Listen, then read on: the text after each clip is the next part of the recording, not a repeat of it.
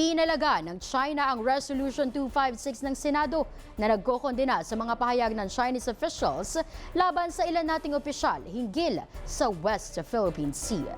Ang kabuuan ng detalye ng balitang yan, ihatid sa atin live ni Gazi Sarep mula sa Senado.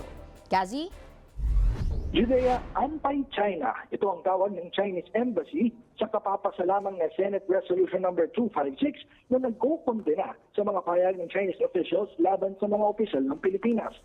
Ayon kay Chinese Embassy spokesperson Qi Lingpeng, katiting lamang ang kaalaman sa diplomasya ng ilang senador at ginagamit lamang umano ang resolusyon para sa pansariling interes.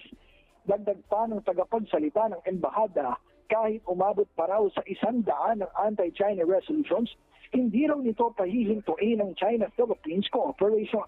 Pero giit ni Senate President Tito Soto, hindi maaaring papahimikin ng sinumang foreign officials ang Senado. Hinihimok na ng Senado ang Department of Foreign Affairs na gumawa ng hakbang upang ipagtanggol ang dignidad ng Pilipinas alinsunod sa paggalang sa international law. Ayon sa mga senador, ang mga pahayag ng embahada ay lagpas na sa legitimate expression ng isang foreign state at maituturing ng interference sa ating domestic democratic affairs. Ani Senator Kiko Pangilinan na may akda ng resolusyon, nilabag ng China ang Vienna Convention at lalo pang pinaninindigan ang imahe nito bilang isang bully.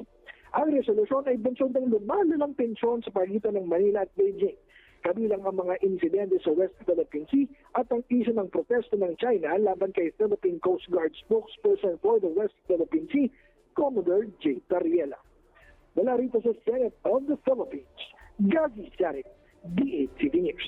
Maraming salamat sa iyo, Gazi Sarep.